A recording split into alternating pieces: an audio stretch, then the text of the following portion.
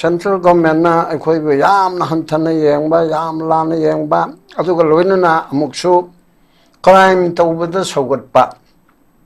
Act of terrorism ꯇꯧꯕꯗ ꯁꯧꯒꯠꯄ ꯑꯉꯥꯡꯕꯨ ꯐꯥꯔꯒ ꯅꯨꯄꯤꯕꯨ ꯐꯥꯔꯒ ꯅꯨꯃꯤꯠ ꯈꯔꯅꯤ ꯊꯝꯃꯒ ꯃꯉꯛ ꯀꯛꯇꯅ ꯏꯁꯤꯡꯗ ꯊꯥꯗꯔꯛꯄ ꯑꯗꯨꯗꯒꯤ ꯀ꯭ꯋꯥꯛꯇꯥꯗ ꯃꯄꯥ ꯃꯆꯥ ꯇꯨꯝꯃꯤꯉꯩꯗ ꯍꯥꯠꯂꯕ ꯑꯗꯒꯤ ꯁꯤꯡ ꯆꯟꯕ ꯆꯠꯄ ꯌꯥꯝꯈ꯭ꯔꯦ ꯑꯗꯨꯒꯨꯝꯕꯗ ꯍꯥꯏꯕꯗ ꯂꯣꯏ ꯅꯥꯏꯔꯔꯣꯏ ꯑꯗꯒꯤ ꯃꯤꯂꯤꯇꯔꯤ ꯀꯟꯇ꯭ꯔꯣꯜꯃꯦꯟꯗ ꯃꯤ ꯃꯥꯡꯍꯜꯂꯕ ꯑꯗꯒꯤ ꯃꯨꯈꯦꯁ ꯀꯧꯕ ꯅꯨꯄꯥ ꯃꯆꯥ ꯃꯥꯡꯉꯕ ꯀꯃꯜ ꯕꯥꯕꯨ ꯃꯥꯡꯈ꯭ꯔꯕ ꯁꯤꯒꯤ ꯃꯌꯥꯝꯁꯦ ꯃꯁꯤꯗ ꯀꯔꯤꯝ ꯇꯧꯗꯅ ꯍꯣꯠꯅꯔꯤ ꯇꯧꯔꯤ ꯍꯥꯏꯅ ꯂꯩꯕ ꯀ꯭ꯔꯥꯏꯝ ꯇꯧꯕꯁꯤꯡ ꯑꯁꯤꯕꯨ ꯌꯣꯛꯈꯠꯂꯕꯗꯤ ꯃꯣꯏꯅ ꯍꯥꯏꯈꯤꯕꯗꯥꯏꯅꯦ ꯉꯔꯥꯡꯂ ꯅꯍꯥꯟꯂ ꯀꯩꯅꯣꯗ ꯄ꯭ꯔꯥꯏꯝ ꯃꯤꯅꯤꯁꯇꯔꯅ ꯍꯥꯏꯈꯤꯕꯅ ꯈꯜꯂꯛꯏꯗꯅ ꯑꯃ ꯀꯣꯡꯒ꯭ꯔꯦꯁꯅ ꯀ꯭ꯔꯥꯏꯝ ꯇꯧꯕ ꯃꯌꯥꯝ ꯌꯣꯛꯈꯠꯄꯅꯤꯅ ꯕꯦꯛ ꯇꯧꯕꯅꯤꯅ ꯃꯣꯏꯁꯦ ꯑꯔꯥꯟꯕ ꯇꯧꯕꯗ ꯕꯦꯛ ꯇꯧꯕꯅꯤ ꯍꯥꯏꯅ ꯃꯥꯅ ꯍꯥꯏꯌꯦꯕꯀꯣ ꯀꯔꯤ ꯂꯝꯒꯤꯅꯣ ꯑꯃꯗ ꯑꯗꯨꯃꯥꯏꯅ ꯑꯩꯅ ꯍꯥꯏꯔꯤꯕꯅ ꯀ꯭ꯔꯥꯏꯝ ꯇꯧꯔꯕ ꯃꯌꯥꯝ ꯑꯁꯤꯕꯨ ꯌꯦꯡꯗꯅ ꯂꯩꯕ ꯑꯗꯨꯒꯨꯝꯕꯁꯦ ꯃꯁꯤ ꯙꯔꯃꯗ ꯍꯥꯏꯔꯒ ꯑꯦꯅꯤ ꯔꯤꯂꯤꯖꯟꯗ ꯑꯣꯏꯔꯣ ꯑꯔꯥꯟꯕ ꯇꯧꯕ ꯄꯥꯄꯤꯁꯤꯡ ꯑꯗꯨꯒꯤ ꯊꯕꯛ ꯑꯗꯨꯗ ꯌꯥꯎꯁꯤꯟꯕ ꯅꯠꯇ꯭ꯔꯒ ꯌꯦꯡꯗꯅ ꯂꯩꯔꯕ ꯅꯠꯇ꯭ꯔꯒ ꯈꯥꯝꯗ꯭ꯔꯕ ꯅꯠꯇ꯭ꯔꯒ ꯄꯨꯛꯅꯤꯡ ꯊꯧꯒꯠꯂꯕ ꯑꯗꯨ ꯑꯣꯏꯔꯗꯤ ꯍꯤꯟꯗꯨꯒꯤ ꯂꯣꯟꯗ ꯑꯗꯨꯅ ꯄꯥꯞ ꯑꯣꯏꯒꯅꯦꯕ ꯍꯥꯏꯕꯗꯤ ꯅꯣꯔꯣꯛ ꯇꯥꯅꯤ ꯍꯥꯏꯕꯗꯨ ꯂꯩꯕ ꯂꯩꯇꯕꯅ ꯈꯪꯗ꯭ꯔꯦꯀꯣ ꯍꯤꯟꯗꯨꯒꯤ ꯍꯥꯏꯅꯔꯤꯕꯁꯦ ꯑꯔꯥꯟꯕ ꯇꯧꯕ ꯃꯤꯍꯥꯠꯄ ꯃꯤꯄꯨꯟꯕ ꯑꯁꯦ ꯃꯍꯥꯄꯥꯄꯤ ꯄꯥꯞꯀꯤ ꯊꯕꯛꯁꯦ ꯃꯁꯤ ꯇꯧꯕꯁꯤ ꯄꯥꯞ ꯑꯣꯏꯒꯅꯤ ꯑꯗꯨꯒ ꯂꯣꯏꯅꯅ ꯂꯣꯗ ꯑꯃꯨꯛ ꯍꯥꯏꯔꯒꯅ ꯑꯔꯥꯟꯕ ꯇꯧꯕ ꯑꯗꯨꯕꯨ ꯌꯥꯎꯁꯤꯜꯂꯨꯔꯕ ꯑꯦꯕꯦꯠ ꯇꯧꯔꯨꯔꯕ ꯀꯟꯁꯄꯥꯏꯔꯦꯁꯤ ꯇꯧꯔꯨꯔꯕ ꯑꯗꯨ ꯑꯣꯏꯔꯗꯤ ꯃꯥꯁꯨ ꯑꯦꯛ ꯑꯣꯐ ꯇꯦꯔꯣꯔꯤꯖꯝꯗꯨꯗ ꯈꯥꯝꯗꯔꯕ ꯁꯧꯒꯠꯂꯨꯔꯕ ꯌꯣꯛꯈꯠꯂꯨꯔꯕ ꯑꯗꯨ ꯑꯣꯏꯔꯗꯤ ꯃꯥꯁꯨ ꯀ꯭ꯔꯥꯏꯝ ꯇꯧꯕꯒꯤ ꯄꯅꯤꯁꯦꯕꯜ ꯑꯣꯏꯒꯅꯦꯕ ꯁꯝꯅ ꯍꯥꯏꯔꯕꯗ ꯔꯥꯖꯤꯕ ꯒꯥꯟꯙꯤꯗ ꯕꯣꯝꯅ ꯇꯧꯔꯒ ꯅꯨꯄꯤ ꯑꯃꯅ ꯕꯣꯝꯒꯤ ꯂꯩ ꯇꯧꯔꯒ ꯍꯣꯛꯑꯒ ꯄꯣꯈꯥꯏꯔꯒ ꯁꯤꯕꯗꯣ ꯃꯥꯒꯤ ꯃꯔꯨ ꯑꯣꯏꯕ ꯃꯤ ꯑꯃ ꯑꯅꯤ ꯑꯍꯨꯝ ꯈꯛꯇ ꯐꯥꯗꯦꯕ ꯃꯤ 19 19 ꯕꯣꯝ ꯀꯗꯥꯏꯗ ꯁꯥꯕ ꯑꯗꯩ ꯃꯩꯈꯦꯠ ꯀꯅꯥꯅ ꯄꯤꯕ ꯃꯣꯏꯗꯨ ꯆꯥꯛ ꯀꯅꯥꯅ ꯄꯤꯖꯕ ꯀꯔꯝꯕ ꯌꯨꯝꯗ ꯂꯦꯛꯄ ꯂꯩꯔꯤꯕ ꯃꯌꯥꯝ ꯑꯗꯣ ꯑꯦꯕꯦꯇꯔ ꯀꯃꯟ ꯏꯟꯇꯦꯟꯁꯟ ꯑꯗꯨꯒ ꯂꯣꯏꯅꯅ ꯀꯟꯁꯄꯥꯏꯔꯦꯁꯤꯒꯤ ꯃꯈꯥꯗ ꯄꯨꯝꯅꯃꯛ ꯑꯗꯨ ꯐꯥꯏꯌꯦꯕ ꯃꯤ ꯑꯃꯈꯛꯇ ꯗꯟꯗꯤ ꯐꯪꯗꯦꯕ ꯃꯤ ꯈꯔ ꯃꯤ 3 4 ꯑꯇꯩꯗꯨꯅ ꯀꯥ ꯍꯦꯟꯅ ꯌꯥꯎꯔꯝꯗꯕꯒꯤ ꯃꯆꯥ ꯐꯪꯉꯁꯨ ꯐꯪꯉꯦꯕ ꯑꯗꯨꯃꯥꯏꯅ ꯀ꯭ꯔꯥꯏꯝ ꯑꯃ ꯇꯧꯕꯗ ꯃꯗꯨꯕꯨ ꯈꯥꯝꯗ꯭ꯔꯕ ꯌꯦꯡꯗꯅ ꯂꯩꯔꯕ ꯁꯝꯅ ꯍꯥꯏꯔꯕꯗ ꯔꯥꯁꯀꯦꯜ ꯑꯃꯅ ꯂꯝꯕꯤꯗ ꯅꯨꯄꯤꯗ ꯑꯔꯥꯟꯕ ꯑꯃ ꯆꯠꯇꯨꯅ ꯂꯩꯔꯦ ꯅꯠꯇ꯭ꯔꯒ ꯅꯨꯄꯥ ꯑꯃ ꯊꯥꯡꯅ ꯊꯤꯟꯗꯒꯤ ꯀꯣꯏꯇꯥꯟ ꯇꯥꯟꯅꯔꯦ ꯑꯐꯕ ꯑꯩꯒꯨꯝꯕ ꯑꯃꯅ ꯑꯁ ꯎꯟꯗꯣꯛꯄꯅꯤꯗ ꯁꯤꯗꯤ ꯁꯥꯊꯤꯅ ꯐꯠꯇ꯭ꯔꯦꯍꯦ ꯏꯃꯥ ꯏꯄꯦꯝꯃ ꯀ꯭ꯔꯤꯁꯅ ꯆꯠꯂꯣ ꯍꯥꯏꯗꯅ ꯆꯠꯄ ꯇꯥꯔꯗꯤ ꯀ꯭ꯔꯥꯏꯝ ꯑꯗꯨ ꯇꯧꯔꯤꯕ ꯃꯤ ꯑꯗꯣ ꯑꯗꯨꯗꯒꯤ ꯑꯩꯅ ꯍꯦꯟꯅ ꯀ꯭ꯔꯥꯏꯝ ꯇꯧꯕꯅꯦ ꯍꯥꯏꯅ ꯂꯧꯒꯅꯦꯕ ꯑꯗꯨꯒꯨꯝꯅ ꯃꯅꯤꯄꯨꯔꯗ ꯊꯣꯛꯏꯕ ꯃꯌꯥꯝꯁꯤ ꯃꯅꯤꯄꯨꯔꯒꯤ ꯁꯥꯁꯣꯟ ꯄꯥꯏꯔꯤꯕ ꯔꯨꯂꯤꯡ ꯄꯥꯔꯇꯤꯒꯤ MLAꯁꯤꯡꯅ ꯃꯟꯇ꯭ꯔꯤꯁꯤꯡꯅ ꯀꯔꯤꯝ ꯇꯧꯕ ꯉꯝꯖꯗꯕ ꯍꯥꯏꯕꯁꯦ ꯃꯣꯏꯁꯤ ꯄꯥꯞ ꯄꯨꯒꯅꯦꯕ ꯑꯗꯨꯒ ꯅꯣꯔꯣꯛꯇ ꯇꯥꯒꯅꯦꯕ ꯑꯗꯨꯒ ꯍꯌꯦꯡ ꯃꯇꯝ ꯑꯃꯗ ꯀ꯭ꯔꯤꯃꯤꯅꯦꯜ FIR ꯄꯥꯟꯗꯅ ꯂꯧꯈꯠꯂꯛꯄ ꯀꯥꯟꯗ ꯃꯣꯏꯁꯤ ꯆꯦꯟꯕ ꯌꯥꯔꯣꯏꯕꯀꯣ ꯂꯣꯒꯤ ꯃꯤꯠꯌꯦꯡꯗ ꯃꯣꯏ ꯄꯅꯤꯁꯦꯕꯜ ꯑꯣꯏ ꯑꯗꯨꯒ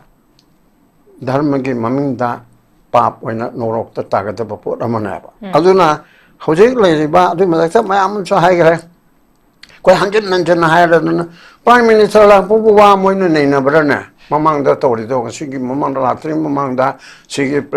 ꯆꯦꯅꯦꯜꯗꯁꯨ ꯑꯇꯩꯗꯁꯨ ꯄ꯭ꯔꯥꯏꯝ ꯃꯤꯅꯤꯁꯇꯔꯁꯤꯕꯨ ꯂꯥꯛꯀꯗ꯭ꯔꯥ ꯂꯥꯛꯄ ꯌꯥꯏ ꯂꯥꯛꯑꯣꯏꯗ꯭ꯔꯥ ꯂꯥꯛꯑꯣꯏꯗ ꯀꯥꯏꯗꯅ ꯅꯩꯅꯕꯁꯤ ꯋꯦꯁ ꯕꯦꯡꯒꯣꯜꯗ ꯇꯥꯃꯤꯜ ꯅꯥꯗꯨꯗ ꯑꯣꯔꯤꯁꯥꯗ ꯀꯗꯥꯏꯗ ꯄ꯭ꯔꯥꯏꯝ ꯃꯤꯅꯤꯁꯇꯔ ꯂꯥꯛꯀꯅ ꯍꯟꯗꯛꯀꯤꯁꯤ ꯄ꯭ꯔꯥꯏꯝ ꯃꯤꯅꯤꯁꯇꯔꯁꯨ ꯂꯥꯛꯀꯗꯧꯔꯤꯕ꯭ꯔꯣ ꯑꯩꯈꯣꯏ ꯇꯥꯃꯤꯜ ꯅꯥꯗꯨꯗ ꯆꯦꯟꯅꯥꯏꯗ ꯊꯥꯖꯗꯦꯗ ꯅꯩꯅꯗꯦ ꯀꯔꯤꯒꯨꯝꯕ ꯄ꯭ꯔꯦꯁ ꯑꯃꯗ ꯀꯔꯤꯒꯨꯝꯕ ꯇꯤꯚꯤ ꯗꯤꯁꯀꯁꯟ ꯑꯃꯗ ꯕꯣꯝꯕꯦꯗ ꯄ꯭ꯔꯥꯏꯝ ꯃꯤꯅꯤꯁꯇꯔ ꯌꯧꯔꯛꯀꯗꯕ꯭ꯔꯥ ꯌꯧꯔꯛꯑꯣꯏꯗꯕ꯭ꯔꯥ ꯅꯩꯅꯗꯦ ꯂꯥꯛꯀꯅꯤ reality versus expectation duni manipur praja miyamna khalluba expect toruba potse yamna hena 100% mak expectation di torude habi yai dubu khara khak toruba dugi reality da lakpa matam da hena tayonar bagi pot ama khak lakpa hai tare koi IDP sing unagi bagi pot ama khak tilai Churchanpur amadi Imphal gi Kanglada IDP sing unagi adubu IDP sing unari baduda unabatuda kari wari shinakibano habigi potu madi yamna clear oina thamdabagi pora makhak leiba habe tare aduga magi khongchat da so manipuri conflicts gi matang da ipan pandabasna mayamna yamna ꯄꯦꯟꯗꯕ ꯑꯃꯈꯛꯇꯤ ꯑꯣꯏꯔꯒꯗꯤ ꯂꯩꯍꯧꯔꯦ ꯂꯥꯛꯇꯦ ꯍꯥꯏꯕꯗꯨ ꯂꯥꯛꯇꯔꯒꯁꯨ ꯂꯥꯛꯏꯕ ꯈꯣꯡꯆꯠꯁꯦ ꯑꯃꯨꯛ ꯄꯦꯟꯗꯕꯒꯤ ꯄꯣꯠ ꯑꯃꯈꯛ ꯂꯩꯍꯧꯕ ꯍꯥꯏꯕ ꯇꯥꯔꯦ ꯄꯥꯕꯨꯡ ꯀꯃꯥꯏꯅ ꯊꯝꯕꯤꯅꯤꯡꯉꯦ ꯍꯥꯏꯕꯤꯌꯨꯅ ꯍꯧꯖꯤꯛꯀꯤ ꯃꯁꯤꯒꯤ ꯇꯣꯄꯤꯛꯁꯤ ꯃꯣꯗꯤ ꯚꯤꯖꯤꯠ ꯔꯤꯌꯦꯂꯤꯇꯤ ꯑꯦꯟ ꯑꯦꯛꯁꯄꯦꯛꯇꯦꯁꯟꯁ ꯃꯣꯗꯤꯒꯤ ꯃꯅꯤꯄꯨꯔꯗ ꯂꯥꯛꯑꯝꯕ ꯚꯤꯖꯤꯠꯁꯦ ꯃꯁꯤꯒꯤ ꯇꯁꯦꯡꯕ ꯔꯤꯌꯦꯂꯤꯇꯤꯁꯤꯅ ꯀꯔꯤꯅꯣ ꯑꯗꯨꯒ ꯊꯥꯖꯕ ꯌꯥꯕ ꯑꯩꯈꯣꯏꯅ ꯑꯁꯥ ꯇꯧꯕ ꯌꯥꯕ ꯑꯦꯛꯁꯄꯦꯛ ꯇꯧꯕ ꯌꯥꯕꯅ ꯀꯔꯤꯅꯣ ꯍꯥꯏꯕꯒꯤ ꯃꯇꯥꯡꯗ ꯃꯥꯜꯂꯤ ꯃꯁꯤ ꯌꯥꯝꯅ ꯃꯑꯣꯡ ꯇꯥꯗꯕ ꯄꯣꯠ ꯑꯃ ꯑꯣꯏꯈ꯭ꯔꯦꯗ ꯑꯩꯈꯣꯏꯒꯤ ꯈꯨꯟꯅꯥꯏꯁꯤ ꯑꯩꯈꯣꯏꯒꯤ ꯃꯅꯤꯄꯨꯔꯒꯤ ꯄ꯭ꯔꯖꯥꯁꯤꯡ ꯍꯦꯛ ꯂꯩꯔꯤꯕ ꯄꯨꯝꯅꯃꯛꯁꯦ ꯑꯩꯈꯣꯏꯁꯤ ꯌꯥꯝꯅ ꯁꯣꯟꯃꯟꯈ꯭ꯔꯕ꯭ꯔꯥ ꯑꯩ ꯏꯁꯥꯁꯨ ꯌꯥꯎꯅ ꯑꯩꯈꯣꯏꯁꯦ ꯀꯩꯅꯣꯗ ꯆꯐꯨ ꯃꯅꯨꯡꯗ ꯂꯩꯕ ꯉꯥꯒꯨꯝꯅ ꯑꯗꯒꯤ ꯁꯥ ꯉꯥꯒꯨꯝꯕ ꯂꯨꯍꯨꯞꯇ ꯎꯞꯄꯒ ꯂꯩꯕꯗꯨ ꯁꯥ ꯉꯥꯅ ꯈꯔꯕꯨ ꯐꯩꯅꯤ ꯇꯨꯃꯤꯠ ꯀꯥꯡꯒꯨꯝꯅ ꯎꯔꯕ ꯃꯥꯟꯕꯒꯤ ꯃꯑꯣꯡ ꯑꯃꯗ ꯑꯩꯈꯣꯏꯁꯤ ꯂꯥꯛꯈ꯭ꯔꯦꯕ ꯑꯗꯨ ꯃꯥꯏ ꯚꯤꯖꯤꯠꯁꯦ ꯀꯔꯤ ꯇꯧꯕꯒꯤ ꯚꯤꯖꯤꯠꯅꯣ ꯂꯝ ꯀꯣꯏꯔꯛꯄꯒꯤ ꯍꯥꯏꯕ ꯑꯃ ꯁꯨꯝ ꯊꯕꯛ ꯑꯃꯒꯤ ꯂꯥꯛꯄ ꯍꯥꯏꯕ ꯑꯃ ꯂꯩ ꯑꯗꯨ ꯍꯧꯖꯤꯛ ꯂꯥꯛꯏꯕꯁꯤ ꯄ꯭ꯔꯥꯏꯝ ꯃꯤꯅꯤꯁꯇꯔꯅꯤ ꯂꯩꯄꯥꯛꯁꯤꯒꯤ ꯃꯄꯤ ꯃꯄꯥ ꯈ꯭ꯋꯥꯏꯗꯒꯤ ꯃꯀꯣꯛ ꯑꯣꯏꯔꯕ ꯀꯟꯁꯇꯤꯇ꯭ꯌꯨꯁꯅꯦꯜ ꯍꯦꯗ ꯍꯥꯏꯕ ꯇꯥꯔꯦ ꯀꯟꯁꯇꯤꯇ꯭ꯌꯨꯁꯟꯒꯤ ꯑꯦꯖꯨꯀꯦꯇꯤꯚ ꯍꯦꯗ ꯂꯩꯄꯥꯛ ꯉꯥꯛꯄꯒꯤ ꯈ꯭ꯋꯥꯏꯗꯒꯤ ꯃꯀꯣꯛ ꯑꯣꯏꯔꯕ ꯅꯝꯕꯔ 1 ꯑꯣꯏꯔꯕ ꯃꯣꯁ ꯄꯥꯋꯔꯐꯨꯜꯅꯤ ꯍꯥꯏꯕ ꯌꯥꯔꯕ ꯑꯃ ꯑꯅꯤꯁꯨꯕꯒꯤ ꯃꯅꯨꯡꯗ ꯄ꯭ꯔꯤꯊꯤꯕꯤꯒꯤꯗ ꯂꯩꯔꯕ ꯅꯨꯄꯥ ꯑꯁꯤꯅ ꯃꯅꯤꯄꯨꯔꯁꯤꯗ ꯂꯥꯛꯐꯝ ꯊꯣꯛꯄꯗ ꯂꯥꯛꯇ꯭ꯔꯦ ꯉꯥꯡꯐꯝ ꯊꯣꯛꯄꯗ ꯉꯥꯡꯗ꯭ꯔꯦ ꯆꯍꯤ 2ꯒ ꯊꯥ 4 ꯍꯥꯏꯗꯤ ꯆꯨꯝꯅ ꯊꯥ 19 ꯃꯁꯤ ꯃꯧꯅ ꯕ꯭ꯔꯇ ꯇꯧꯅ ꯂꯩꯔꯦ ꯑꯗꯩꯗ ꯃꯥꯕꯨ ꯌꯥꯕ ꯃꯥꯒꯤ ꯅꯞꯆꯨꯔꯤ ꯇꯧꯕ ꯀꯥꯡꯕꯨꯅꯗꯤ ꯄꯥꯔꯂꯤꯌꯥꯃꯦꯟꯗ ꯃꯆꯤꯟ ꯑꯃꯨꯛꯇꯪꯗꯤ ꯂꯦꯡꯈꯤ ꯃꯅꯤꯄꯨꯔ ꯍꯥꯏꯕ ꯋꯥꯍꯩ ꯑꯃꯗꯤ ꯄꯟꯈꯤꯗ ꯀꯥ ꯍꯥꯏꯕꯒꯨꯝꯕ ꯋꯥ ꯅꯠꯇꯕꯀꯣ ꯑꯁꯤꯅ ꯄꯥꯔꯂꯤꯌꯥꯃꯦꯟꯗ ꯑꯅꯤꯔꯛꯄꯨ ꯑꯣꯏꯔꯝꯒꯅꯤ ꯃꯥꯅ ꯃꯅꯤꯄꯨꯔ ꯄꯟꯕꯁꯦ ꯍꯥꯏꯅ ꯑꯗꯨ ꯄꯜꯂꯒ ꯀꯩꯗꯧꯗꯣꯏꯅꯣ ꯑꯗꯨ ꯅꯠꯇꯦꯅꯦ ꯋꯥ ꯉꯥꯡꯗꯕ ꯍꯥꯏꯗꯤ ꯃꯅꯤꯄꯨꯔꯗꯤ ꯁꯤ ꯇꯧꯔꯅꯤ ꯁꯤ ꯇꯧꯔ ꯁꯤ ꯇꯧꯔꯤꯕꯁꯦ ꯁꯤ ꯇꯧꯔꯅꯤ ꯍꯥꯏꯕꯗꯨꯅꯦꯕ ꯑꯗꯨ ꯅꯠꯇꯅ ꯃꯅꯤꯄꯨꯔꯁꯦ ꯑꯃꯨꯛꯇꯪ ꯄꯟꯈꯤ ꯑꯗ ꯁꯨꯛꯄꯟ ꯄꯟꯗꯦ ꯍꯥꯏꯕꯗꯨꯗꯤ ꯌꯥꯔꯣꯏꯗ ꯀ ꯍꯥꯏꯗꯅ ꯃꯈꯟ ꯊꯤꯒ ꯇꯧꯔꯗꯅ ꯃꯁꯤ ꯃꯥꯕꯨ ꯁꯧꯒꯠꯄ ꯅꯞꯆꯨꯔꯦꯜ ꯍꯥꯏꯕ ꯇꯥꯔꯦ ꯅꯞꯆꯨꯔꯤ ꯇꯧꯕ ꯃꯤꯁꯤꯡ ꯑꯁꯤꯅ ꯌꯥꯝ ꯇꯣꯏꯅ ꯇꯧꯋꯦꯕ ꯑꯗꯩꯗ ꯍꯧꯖꯤꯛ ꯂꯨꯔꯤꯕꯁꯤ ꯀꯔꯤꯅꯣ ꯃꯥ ꯂꯥꯛꯑꯒ ꯑꯩꯈꯣꯏ ꯍꯣꯏ ꯊꯦꯡꯅꯕꯗꯨꯅ ꯑꯩꯈꯣꯏꯁꯨ ꯃꯥꯒꯤ ꯃꯥꯌꯣꯛꯇ ꯀ꯭ꯔꯤꯇꯤꯖꯝ ꯄꯤꯔꯤꯕꯅꯤꯀꯣ ꯏꯟꯗꯤꯌꯥꯒꯤ ꯂꯩꯔꯤꯕ BJPꯒꯤ ꯗꯕꯜ ꯏꯟꯖꯤꯟꯒꯤ ꯃꯀꯣꯛ ꯑꯁꯤꯅ ꯑꯃꯨꯛ ꯐꯥꯎ ꯂꯥꯛꯄꯤꯗꯦ ꯑꯗꯣ ꯃꯥ ꯑꯗꯨ ꯇꯧꯕ ꯑꯗꯥ ꯇꯧꯕ ꯂꯥꯛꯑꯗꯤ ꯑꯩꯈꯣꯏꯗꯤ ꯌꯦꯁ ꯂꯥꯛꯑꯗꯤ ꯐꯕꯨ ꯐꯩꯅꯦ ꯊꯦꯡꯅꯕꯗꯨ ꯊꯦꯡꯅ ꯑꯩꯈꯣꯏꯅ ꯁꯥꯎꯅꯤꯡꯉꯁꯨ ꯁꯥꯎꯅꯤꯡꯉ ꯄꯣꯛꯇꯕꯤ ꯑꯩꯈꯣꯏꯒꯤ ꯑꯇꯣꯝꯕꯤꯒꯤ ꯃꯆꯥꯗꯧꯅ ꯑꯩꯈꯣꯏꯕꯨ ꯇꯧꯕꯤꯔꯕꯁꯨ ꯏꯄꯥꯗꯨ ꯂꯥꯛꯑꯗꯤ ꯑꯩꯒꯤ ꯑꯄꯥꯝꯕ ꯈꯔ ꯂꯩꯕꯤꯔꯝꯕ ꯑꯩꯒꯤ ꯑꯄꯥꯝꯕ ꯈꯔ ꯄꯤꯕꯤꯔꯝꯃꯗꯤ ꯐꯕꯨ ꯐꯩꯅꯦꯅ ꯈꯜꯂꯦꯕꯀꯣ ꯑꯗꯨꯒꯤ ꯄꯣꯠꯇꯨꯗ ꯁꯨꯡꯇꯧ ꯍꯦꯛ ꯇꯧꯗꯅ ꯅꯣꯏꯅ ꯍꯥꯏꯕꯗꯨꯒꯤ ꯃꯇꯨꯡ ꯏꯟꯅ ꯑꯩ ꯂꯥꯛꯑꯦꯒ ꯍꯥꯏꯔꯒ ꯏꯆꯝ ꯆꯝꯅ ꯂꯥꯛꯑꯒ ꯋꯥ ꯈꯔ ꯉꯥꯡꯉꯒ ꯆꯥ ꯈꯔ ꯊꯛꯑꯒ ꯄ꯭ꯔꯃꯥ ꯑꯃꯅꯤ ꯑꯗꯨ ꯇꯧꯔꯒ ꯑꯗꯨꯝ ꯆꯠꯄ ꯄꯔꯄꯁꯇꯨ ꯁꯥꯞ ꯇꯧꯗ꯭ꯔꯦꯕꯅꯤ ꯗꯦꯕꯂꯞꯃꯦꯟꯒꯤ ꯋꯥꯔꯛ ꯄ꯭ꯔꯣꯖꯦꯛ ꯗꯦꯕꯂꯞꯃꯦꯟ ꯍꯥꯏꯗꯤ ꯃꯥ ꯅꯠꯇ꯭ꯔꯁꯨ ꯀꯅꯥꯒꯨꯝꯕ ꯑꯃ ꯂꯥꯛꯄꯗ ꯑꯦꯅꯤ ꯒꯃꯦꯟ ꯑꯃꯅ ꯑꯣꯏꯔꯣ ꯑꯃꯅꯕꯨ ꯑꯣꯏꯔꯣ ꯗꯦꯕꯂꯞꯃꯦꯟꯒꯤ ꯄ꯭ꯔꯣꯖꯦꯛꯁꯤꯗꯤ ꯑꯗꯨꯝ ꯇꯧꯒꯗꯕꯅꯤ ꯁꯪꯒꯥꯕ ꯊꯨꯡꯒꯥꯕ ꯍꯥꯏꯃ ꯁꯪꯒꯥꯕ ꯅꯨꯡꯉꯥꯏꯕꯗꯨ ꯃꯣꯏꯒꯤ ꯔꯥꯖꯅꯤꯇꯤ ꯃꯁꯦꯟ ꯍꯥꯏꯅꯕꯒꯤ ꯋꯥ ꯅꯠꯇꯦ ꯍꯥꯟꯅꯒꯤ ꯃꯃꯥꯡꯒꯤ ꯒꯚꯔꯟꯃꯦꯟꯠꯅ ꯆꯍꯤ 5-10ꯒꯤ ꯃꯃꯥꯡꯗ ꯁꯥꯒꯠꯂꯝꯕ ꯇꯧꯔꯝꯕꯗꯨ ꯃꯌꯥꯝꯗꯨ ꯅꯠꯇ꯭ꯔꯣ ꯍꯧꯖꯤꯛ ꯁꯪꯒꯥꯔꯤꯁꯤ ꯃꯣꯏꯒꯤ ꯑꯅꯧꯕ ꯀꯔꯝꯕ ꯁꯪꯒꯥꯏ ꯍꯥꯟꯅꯒꯤ ꯉꯥꯛꯇꯅꯦꯕ ꯏꯚꯟ ꯍꯥꯟꯅꯗꯒꯤ ꯂꯧꯕ ꯍꯥꯏꯕꯨ ꯑꯩꯈꯣꯏꯒꯤ ꯃꯌꯥꯝꯅ ꯌꯥꯅꯗ꯭ꯔꯤꯕ ꯑꯩꯈꯣꯏꯒꯤ ꯁꯨꯖꯥꯇꯥ ꯑꯩꯈꯣꯏꯅ ꯌꯥꯗ꯭ꯔꯤꯕ ꯁꯨ ꯍꯥꯏꯔꯤꯁꯦ ꯁꯨ ꯇꯧꯒꯅꯨ ꯍꯥꯏꯔꯤꯁꯦ ꯁꯨꯁꯦ ꯐꯠꯇ꯭ꯔꯦ ꯍꯥꯏꯅ ꯀꯣꯡꯒ꯭ꯔꯦꯁꯅ 2008ꯇꯒꯤ ꯇꯧꯔꯝꯃꯤ ꯁꯤ ꯑꯁꯨꯛ ꯌꯥꯝꯅ ꯐꯠꯇꯕꯁꯨ ꯌꯥꯝ ꯐꯠꯇꯕꯁꯤꯕꯨ ꯀꯩꯗꯧ ꯇꯧꯔꯝꯃꯤꯕꯅꯣ ꯍꯥꯏꯅ ꯆꯩꯔꯤꯕꯗꯣ BJPꯅ ꯑꯃꯨꯛ ꯙꯛ ꯁꯧꯒꯠꯂꯒ ꯁꯤꯅ ꯈ꯭ꯋꯥꯏꯗꯒꯤ ꯍꯦꯟꯅ ꯐꯕꯅꯦꯅ ꯑꯃꯨꯛ ꯁꯪꯇꯔꯦꯕ ꯀꯣꯡꯒ꯭ꯔꯦꯁꯀꯤ ꯐꯠꯇꯕꯅꯦ ꯍꯥꯏꯕ ꯄꯣꯠ ꯑꯗꯨ BJPꯅ ꯑꯃꯨꯛ ꯂꯧꯊꯣꯛꯑꯒ ꯑꯃꯨꯛ ꯔꯪ ꯀꯥꯝꯃꯔꯒ ꯃꯣꯏꯅ ꯑꯃꯨꯛꯀ ꯁꯤꯖꯤꯟꯅꯔꯦꯕ ꯁꯦꯀꯦꯟ ꯍꯦꯟꯗ ꯑꯗꯨꯅ ꯑꯗꯨꯒꯨꯝꯕꯒꯤ ꯄꯣꯠ ꯑꯃ ꯁꯨꯝ ꯂꯩꯕꯁꯤꯅ ꯑꯩꯈꯣꯏꯅ ꯑꯐꯕ ꯅꯨꯡꯉꯥꯏꯕ ꯂꯩꯄꯥꯛꯀꯤ ꯆꯥꯎꯈꯠ ꯊꯧꯔꯥꯡꯒꯤ ꯈꯔ ꯍꯥꯏꯔꯝꯒꯅꯤ ꯍꯥꯏꯗꯅ ꯁꯝꯅ ꯍꯥꯏꯔꯕꯗ ꯄ꯭ꯔꯃꯥꯟ ꯑꯃ ꯍꯥꯏꯒꯦꯅꯦ ꯃꯤꯇꯩꯒꯤ ꯑꯩꯈꯣꯏꯒꯤ ꯍꯥꯃꯦꯡ ꯑꯅꯤ ꯋꯥꯏꯅꯕ ꯍꯥꯃꯦꯡ ꯑꯅꯤ ꯋꯥꯏꯅꯕꯁꯤꯗ ꯍꯥꯃꯦꯡ ꯋꯥꯏꯅꯕꯁꯤ ꯌꯦꯡꯕ ꯌꯥꯝ ꯅꯨꯡꯉꯥꯏꯕꯖꯥꯠꯅꯤ ꯑꯗꯨꯗ ꯃꯤꯌꯥꯏ ꯑꯃ ꯅꯍꯥ ꯑꯃ ꯄꯣꯠ ꯑꯔꯨꯝꯕ ꯑꯃ ꯄꯨꯔꯒ ꯂꯥꯛꯄ ꯃꯤꯅ ꯊꯣꯡꯒꯠꯄꯤꯔꯤꯕꯅꯤꯀꯣ ꯃꯀꯣꯛꯇ ꯃꯣꯟ ꯑꯅꯤꯒꯨꯝ ꯂꯨꯝꯕ ꯑꯃ ꯃꯁꯤ ꯃꯥ ꯃꯊꯟꯇꯅ ꯑꯃꯨꯛ ꯊꯥꯔꯒ ꯑꯃꯨꯛ ꯍꯥꯞꯀꯠꯆꯕ ꯉꯝꯃꯣꯏꯕ ꯑꯗꯨꯕꯨ ꯍꯥꯃꯦꯡ ꯑꯅꯤ ꯋꯥꯏꯅꯕꯒꯤ ꯁꯕꯗ ꯇꯧꯅꯕꯗꯨꯅ ꯃꯥꯅ ꯌꯥꯡꯅꯤꯡꯃꯟꯒꯗꯅ ꯑꯃꯨꯛ ꯍꯟꯅ ꯄꯣꯠ ꯍꯥꯞꯀꯠꯇꯗꯨꯗꯤ ꯑꯔꯥꯛꯄ ꯃꯤ ꯑꯃ ꯇꯧꯔ ꯂꯣꯏꯔꯦ ꯃꯁꯤꯗꯗꯤ ꯌꯦꯡꯉꯒꯦꯅ ꯄꯣꯠꯁꯤ ꯃꯥꯅ ꯗꯪ ꯂꯥꯎꯅ ꯊꯥꯏꯌꯦꯕ ꯑꯗꯨꯒ ꯍꯥꯃꯦꯡ ꯑꯅꯤꯗꯨꯅ ꯁꯨꯝ ꯇꯧꯔꯝꯃꯒ ꯑꯗꯨꯝ ꯆꯠꯈ꯭ꯔꯦꯕ ꯑꯗꯨ ꯇꯥꯔꯦꯅꯦ ꯍꯥꯃꯦꯡꯋꯥꯏꯅꯕꯒꯤ ꯅꯨꯡꯉꯥꯏꯕ ꯑꯗꯨ ꯌꯦꯡꯒꯦꯅ ꯇꯧꯔꯒ ꯄꯣꯠꯁꯨ ꯊꯥꯗꯣꯛꯈ꯭ꯔꯦ ꯍꯥꯞꯀꯠꯄꯁꯨ ꯑꯃꯨꯛ ꯌꯥꯗ꯭ꯔꯦ ꯑꯗꯨꯒꯤ ꯐꯤꯕꯝꯗ ꯑꯩꯈꯣꯏꯁꯤ ꯇꯥꯔꯦꯕ ꯑꯗꯨꯅ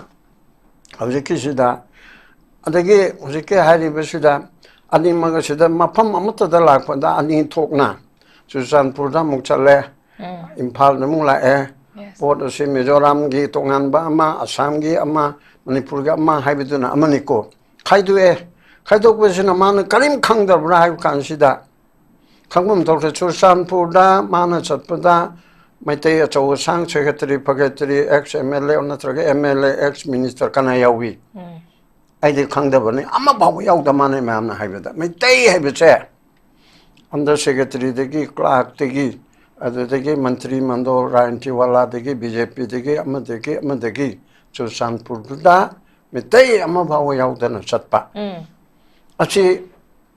ꯐꯅꯌꯥꯝꯅ ꯃꯥꯅ ꯈꯪꯉꯝꯃꯔꯣꯏꯅ ꯈꯪꯉꯁꯨ ꯃꯥ ꯉꯛꯑꯝꯃꯣꯏꯗ꯭ꯔꯥ ꯃꯥꯒꯤ ꯄꯥꯔꯇꯤꯒꯤ ꯐꯣꯔꯃꯔ ꯆꯤꯐ ꯃꯤꯅꯤꯁꯇꯔ ꯂꯩꯔꯤ ꯄꯥꯔꯇꯤ ꯄ꯭ꯔꯁꯤꯗꯦꯟ ꯂꯩꯔꯤ ꯑꯗꯨꯗꯒꯤ ꯁꯦꯀ꯭ꯔꯦꯇꯔꯤ ꯐꯦꯀ꯭ꯔꯦꯇꯔꯤ ꯃꯩꯇꯩ ꯃꯆꯥ ꯂꯩꯔꯤꯗꯅꯀꯣ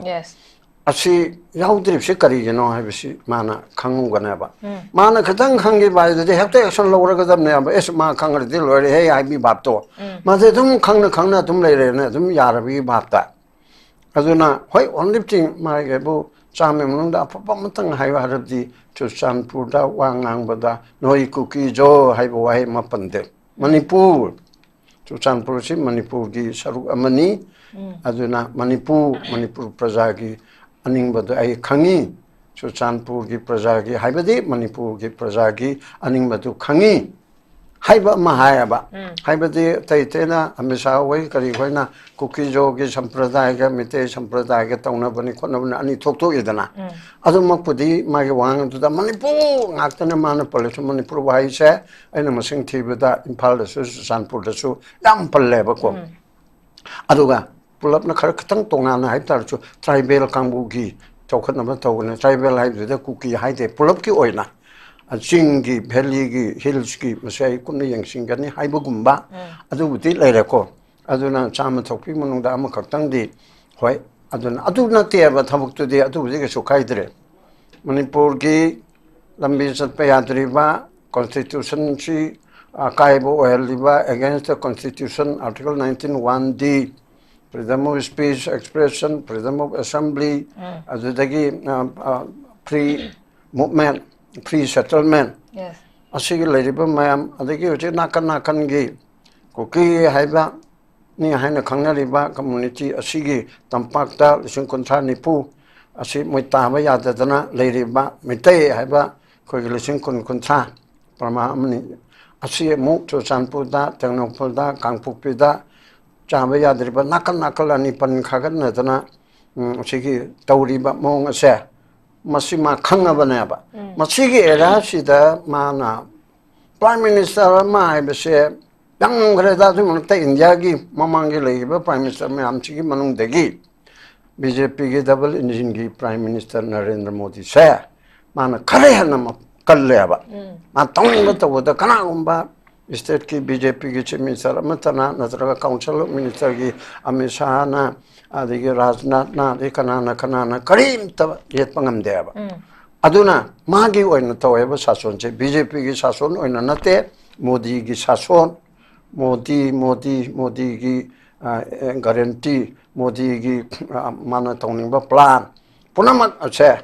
मागी मखादा तवयबा लीडरशिप से होय डेमोक्रेटिकली दी मथंग लागा खंदना मागी पार्टी ना मेजॉरिटी तादरसु तै खर तिनरगा मी करोड़ 194 रोम लेबसिदा करोड़ 34 रोमगी वोट असिना मागी करोड़ 34 मुक्तना मै एक्सपर्ट सिंह पानबदा मागी पार्टी मैम न पुलेरगा करोड़ 34 सिना बीजेपी ने अरु मागी मपांग तरे निपान लेबु मैम सिना पुंचिलगा करोड़ 34 की वोट ना साबा अदुगी फर्स्ट पास द पोस्ट अदुगी पोस्टक अदुना ओइबनिना करोड़ 194 का मंगा असे करोड़ 34 की वोट तक लाखपा अदुगी मी कांगबुना ओइबा माइनॉरिटी ओइबा मेजॉरिटी गवर्नमेंट नेबा अदुना सिगी पोट सिदा अखोगी लेरिबा मयाम सिदा अखोइना तहोनिंगबा मयाम अमा 제 lambi zatpe adabki se su ta hoina sengma de tawranga se nipan mapan chudana tawri moi ko jamadani ko chodum support torimni achi gi sida tawhallani natraga hojik taw aina ada yawrakanda Dari yawrakanda yang soidana mi mangani manunda atu tawrani atu tawrani atu tawrani IDP singi tamungta hana compensation pi ki khoki badi mathakta si tawragani yom sabiragani adi security arrangement tawrani adu ki tongana policy program ma tawrani haiba adu ne ba khona pamipse adaida hujike khanari base kanna tashanna na bo honari bani honagum tawbani aina mamang se tawbana tabo on hai nakal ani ge se tashanna ba kanna tawrimni tawrigum tawbani aduna machi da tawrani haibada ama te haidana phagi sanaba lakna bagumba malida tai state da chaliba sang assam daga machi ge tawriba ngaranga tawriba ri hayang chi bengal daga tawdoriba magi amount khara lak thokpa aduna phare parang achi ai lakpune noi se nga thongba mandi pibit pijarage haibana ba nimitu de nga thong chaba du ge nga nungai ni ko korol sing ni pan ga something adu di masana development work to di adum tawta bani dra sai cho hai gre han ge ga men ge loram da ba maya maduna tro tawrib che secretariat sariba han ge ga men dun tawramani ari police headquarters sariba han ge dun tawramani het tawram da bun talite ba han ge dun bu masi congress na tawi mo yam phare habi wanate mo cho lo selam da su mo na tawram ma yam do government na chide continue oi bani mo ge makha du chathabana adu mangna ni 수도 파트레 아이드나 BJP나 하이립도 수 어도 막하 쳤다 야다다나 뭐는 묵자 틀림네 봐 그때 쳔도가 아다 뭐는 쳤다버디 BJP 기 가멘션은 또 수다디 하네기 수도가 많으더래 뭐디 콜라이 파르가 토에 분랑라게 프로자 분나막나 수시 야닝도 보다면 어클 임네 봐 뭐는 시즌나 봐 했다버디 아도나 지금 봐 마음 라이버시다 아코게 아데게 BJP national leadership ki manuda mo spokesperson pre managa so haige be yauri le pakhon ma chat pe sham khane kari noi bu 1993 da bangal ga me te ke tawnam tu mi cham me han si adu da pradhan mantri chapra adu naga kuki gi tawbada 97 93 port ki torakpa adu na sei kam chang tong adu de mi lising han si adu prime minister am chapra matam du ki congress ki hai bagumba 아들이 아주 돌아간다 아주 쳤브라 뭐이들 쳤더래 아들은 그저 쳤로에 뭐는 퍼터버 수시 돌아매 아들이 그저 뭐 아들이 막하 좀 쳤더니 뭐는 퍼터버 돌아서 그 퍼터버 돌고니 아들 뭐는 아파버 돌아서 좀 쳤더니 하이베기 보트 아마 아파버 돌고 쳤더버들이 pai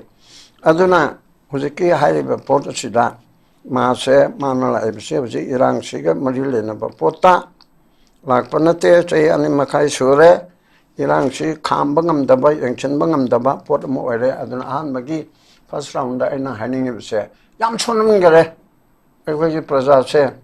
미나 타바다 오나 얌 또이나 하이만라잖아 낭디 미라 할 거나 아이좀 미나트레 아이나 가림타 또방감드레 맘 아손 마마르키 아손 메기 사나버티 오이보나 토어다나 가림감데야바 아주 먹부 에코나 수마이나 내내리바 칸내리바 맘체 카나카나 고문이 따닝다 수야고니 아시 까나 범나 좀 떠오나 에 한소 하이 그래 인천 번나테 존 타임 판기 여호 아두기 더블다 존 콘트라 타루키 모멘 아마 떠고다브니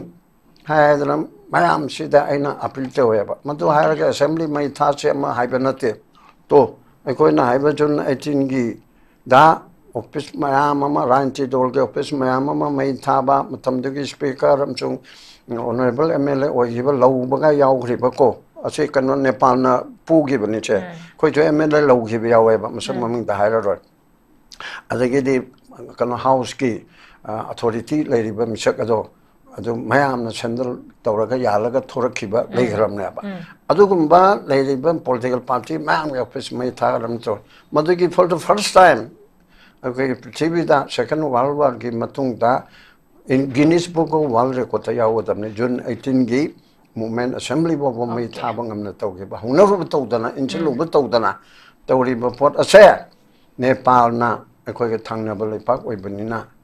Nepal na kok lawgi bana ba Bangladesh su lawi Bangladesh na parliament mai thab khot pamangti tawde mai prime minister ko piche khaiba adu otai te che khaiba mi akoi prime minister adu kana mayam che lauba khotpa hatpa tupati taude Nepal jadi menteri ayam ba adu mo MP haigadra MLA haigadra mayam se sorok mayai de potok tuna asi bhaubani arang bhaubani asi tong lere adu ain bu khangba lo ukin orakpa Supreme Court ki nupi judge han bo iba Nepal gi koi gi Susila Karki haiba asina miyai chalabani mabu interim oina mangunda president sinaraga mana amuk mayam chiti solution toraka maski hugalakpada general election tawni tawni hainingi balsadi roibada jalan sulakpada in roibada hainingi di hujiki Nepal type se aila anningde Nepal type tu lakpada koi yam wagani malam jun I think matamda koi moment da yaujarakpa khara hallo na senat oina haitare advisor oina tawjarakpado adugi awaba se akoi phanggie ba maram maduna Nepal type ki moment da Nepal se corruption nepotism ni internet ban tabu khot pai tu secondary ni adu suma pungni adugi corruption da adu nepotism da lakpaduna tawgibne akhoi gi sisu Nepal gi taba nate aduna akhoi gi line te wala sing maro ruling class ta leiba kamugi beware. Yes. Beware of dog idol. Beware of Nepali type of agitation. Adu tawluk ta su oisano. Adu to hondana na ba. Hojik tiga hone ezon today. Ngasi tiga hone MLA sing bab tabiro, luching muching bab tabiro. Haidana hanbara sumaina thamni. Okay, hogi situation haibitare masi yamna hena sokshin jikanda khogi leaders singna tawbe aba thabak sing tawbi horona taragadi praja singna khoishau na base helak taragadi yamna khogi Churchanpur gi public meeting da khogi Manipur gi uzu ze khogi president's rule chalaraga leibani na governor na rule taraga leiba khoi lamdam ma oribani adubu Churchanpur gi mifam da koi prime minister gi mamang mak ta betar koi gi Manipur gi governor na phongdo ki ba speech da koi illegal immigrants ki potsiam phasana me singna thame illegal immigrants sing koi gi singse masida compromise amata tawroi masida so koi changsalak pa singsda koi gi Manipur gi leiba indigenous people singsna su sangzafam piganu haba wafam khaksu palle adu bu mamang da gi so hauna Manipur gi conflict sida koi gi illegal immigrants ki yamna chawba koi gi pot am khak yawe haba sidi khangaga leirabani adu bu ground reality da yang kan da koi gi action oina lokhat pi da ba haba tare changakpa illegal immigrants sing se masa khangdok na ba tuga mkhoi sing se deport tawna bagi post se action oina lokhatta bagi pot na ngasi fawda dumak illegal immigrants sing sigi pot se crisis se kai haini khoi gi mase lotion ba yada bagi pot am khakta leibane dubu governor gi speech na khoi gi public speech khang oraga to ka doriba masina kadai fawba thaba oina paikhalakani habagi post dumak nungai or pot am khak leibani pabong kamai thamini hojike prime minister naga haiga da pot ni aduda governor na akhoi state sigi makok haitare manu oina haibire prime minister lakpagi function aduda welcome address pibada mana idea dugba mayam henba mayam che India gi prime minister na haiga da governor na illegal immigrants sing se masi takthok kadabani takthok na bohonari haidana haibisman oina bo haibiram na ba adu hojik leiba sida akhoi si yamna chonnandana central government na akhoi be yamna hanthana yengba yam lana yengba aduga loinana amuksu crime tawbada sogatpa act of terrorism tawbada sogatpa angangbu pharaga nupibu pharaga numi kharani thamaga manga kaktana isingda thadarakpa adudagi kwakta da mapamacha tuminga da hatlaba adagi sing chan macha par yam gre hadu mate haibita loi na roi adagi military cantonment da mi mangalaba adagi Mukesh Kobuno pamcha ma ba Kamal Babu ma garaba sigi mayam che masida karim tawdana honari tauri hainale ba crime tawba sing chibu yokhala borti moina haigib daine marang lana hala kanoda prime minister na haigib na khalai drama congress na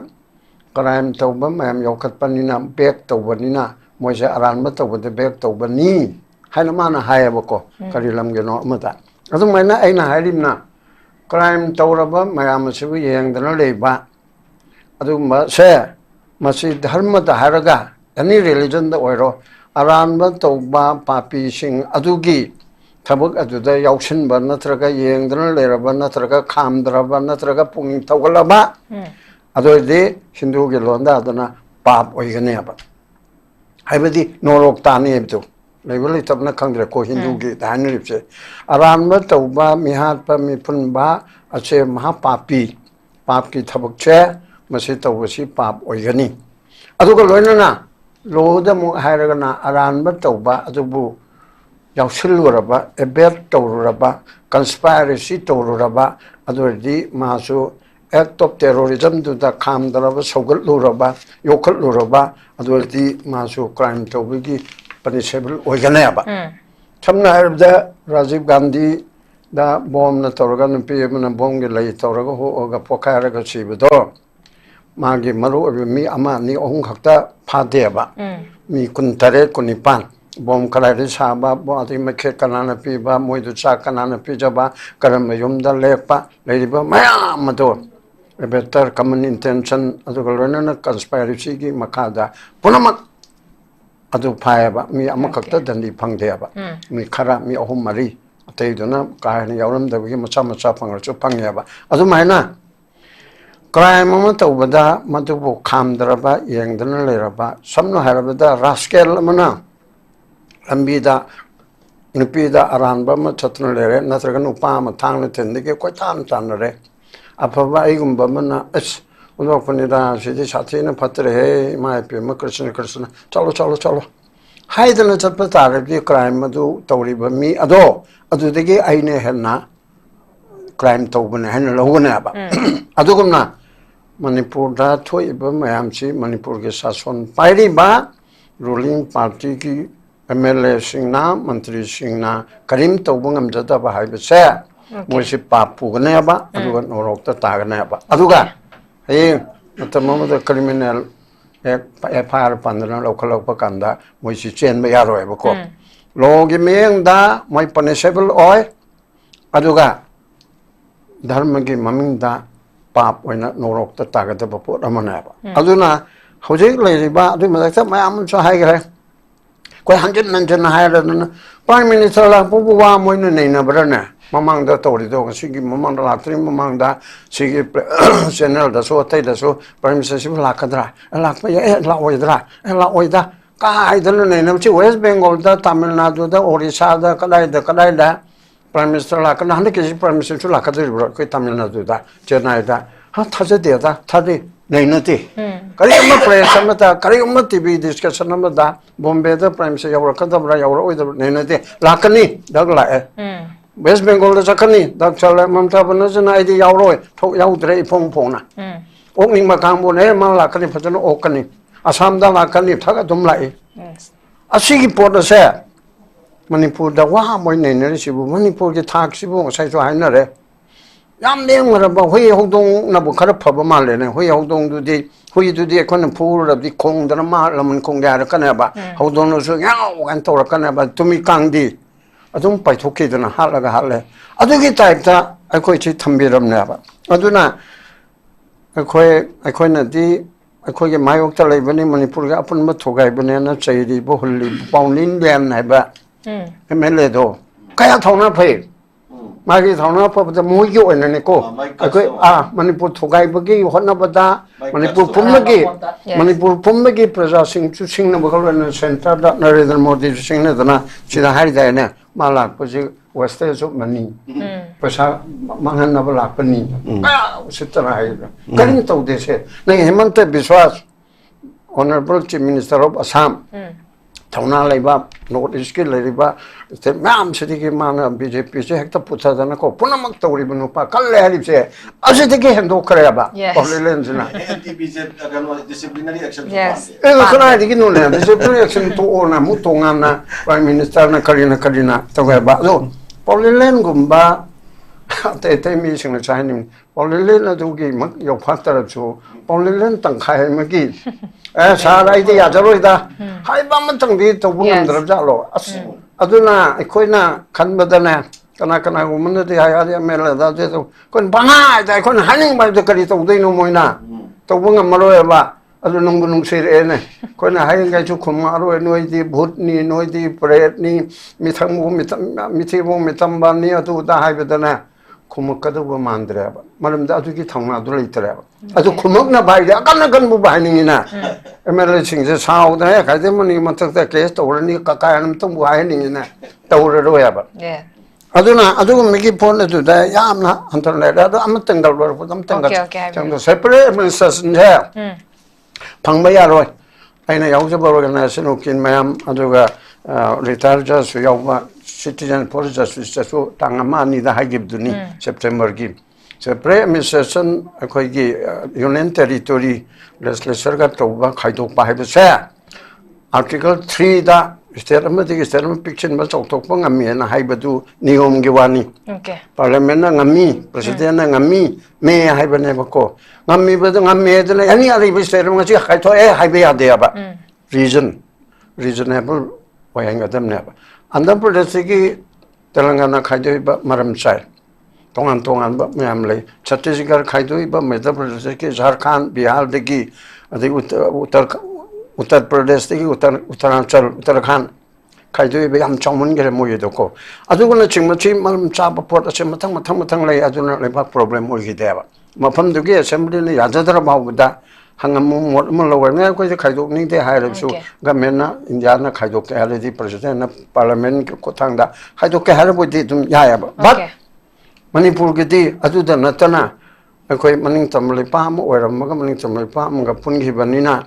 uti possibilities juris haiba ma micham na de khangaroi adu ko ge international ge law di na te principle na haitare maning tamambale pa mo ga akhoi kanu engineering da colonial ki makhadal engineering da adugum ki punchin naraka khaidok pada madu macheta na khaidok pa ya haibune chuma principle ne ko simu podi lo ne si ingedam na haibu dilete adagi 3 sida akhoi ki sida india na ning tamamantu 1947 gi mamang da pakistan ka hindustan ka khaidok pa si hek matung 15 august 1947 gi matung dagi community amaga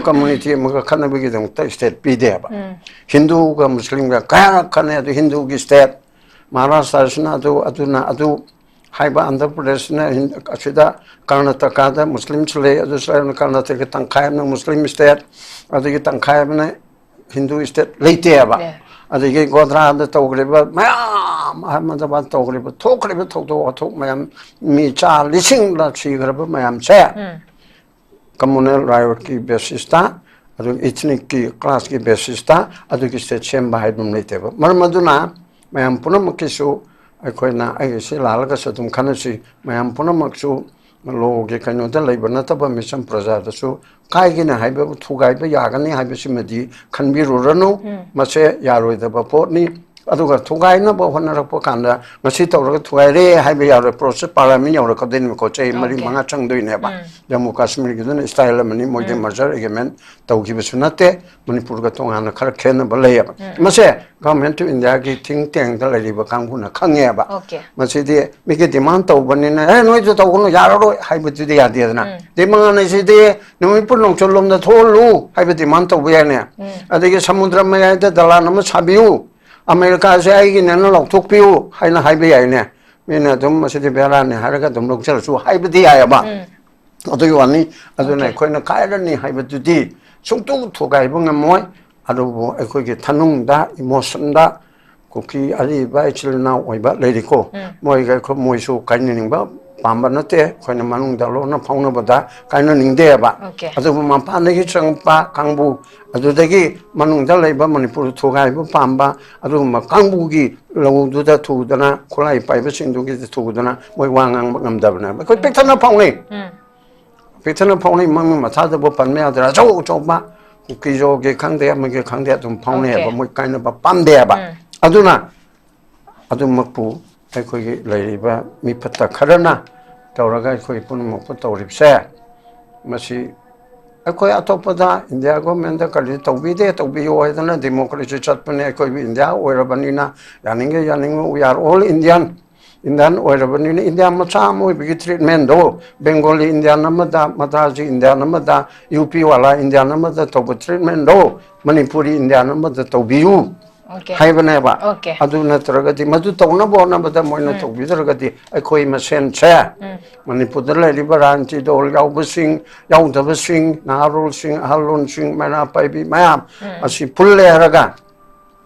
아코이 카리토가데게 hebjo revolution ama total revolution gumba ama asi tawbagi matau tai iro e hello beda national political party sina khoi bunonga hanbang moidabo lerabadi ai khoi gi iramdam sigi le hoga chunaba regional political party ama han leibada semgadra ana ubatawgadra pula punchalaga